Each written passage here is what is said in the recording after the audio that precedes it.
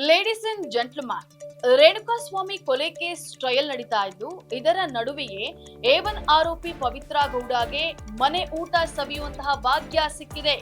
Court ನಿರ್ದೇಶನದ ಮೇರೆಗೆ ಪವಿತ್ರ ಗೌಡಗೆ ಇಂದು ಅಥವಾ ನಾಳೆಯಿಂದ ಮನೆಯೂಟ ಸಿಗುವಂತಹ ಸಾಧ್ಯತೆ ಇದೆ.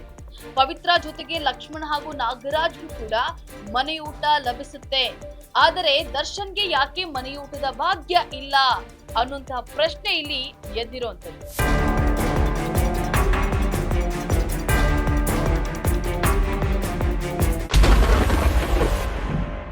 ಪವಿತ್ರ ಗೌಡ ಅವರು ಮನೆಯೂಟಕ್ಕಾಗಿ ಕೋರ್ಟ್ ನಲ್ಲಿ ಮನವಿಯನ್ನ ಮಾಡಿದ್ರು. ಅದನ್ನ ಪುರಸ್ಕರಿಸಿದಂತಹ ಕೋರ್ಟ್ A1 ಆರೋಪಿ ಪವಿತ್ರ ಗೌಡಗೆ ಮನೆ ಊಟ ನೀಡೋಕೆ ಅನುಮತಿಯನ್ನ ನೀಡಿ ಜೈಲಾಧಿಕಾರಿಗಳಿಗೆ ನಿರ್ದೇಶನವನ್ನ ಕೊಟ್ಟಿತ್ತು. ಆದೇಶ ಪ್ರತಿ ತಲುಪಿದ ಬಳಿಕ ಜೈಲಿನ ಕೆಲ ಪ್ರಕ್ರಿಯೆಗಳನ್ನ ನಡೆಸಲಾಗಿದೆ.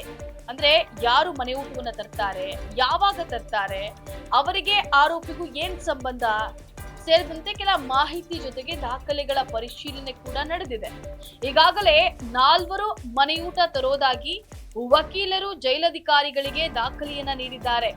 ಜನವರಿ 2ರಂದು ದಾಖಲೆಗಳು ನೀಡಿದ್ದು, ಬಹುತೇಕ ಇವತ್ತು ಅಥವಾ ನಾಳೆ ಮನೆಯೂಟ ಸಿಗುವಂತ ಸಾಧ್ಯತೆ ಇದೆ ಎನ್ನಲಾಗಿದೆ.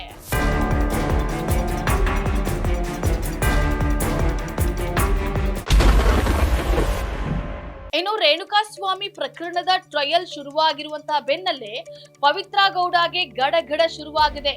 ಟ್ರಯಲ್ ಶುರುವಾಗ್ತಾ ಇದ್ದಂತೆ ಪವಿತ್ರ ಗೌಡ ದರ್ಶನ್ ಭೇಟಿಗೆ ಶತ ಪ್ರಯತ್ನವನ್ನ ಮಾಡ್ತಾ ಇದ್ದಾರಂತೆ.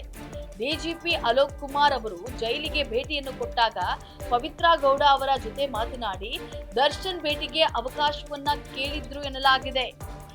ಟ್ರಯಲ್ ಶುರುವಾಗಿದೆ, ಪ್ಲೀಸ್ ಅವಕಾಶ ಕೊಡ್ಸಿ ಸರ್ ಅಂತ ಹೇಳಿ ಪವಿತ್ರ ಗೌಡ ಅವರು ಅಲೋಕ್ ಅವರಲ್ಲಿ ಮನವಿಯನ್ನ ಮಾಡಿಕೊಂಡಿದ್ರು ಅನ್ನೋಂಥ ಸುದ್ದಿ ಕೂಡ ಕೇಳಿ ಬಂದಿದೆ.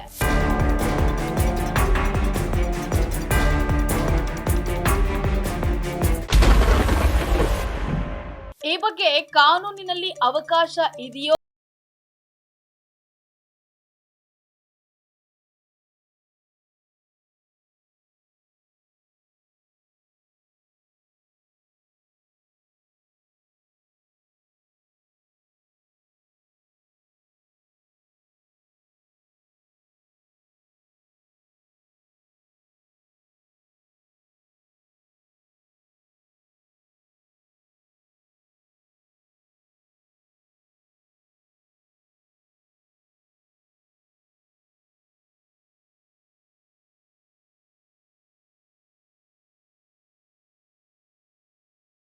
Focus TV.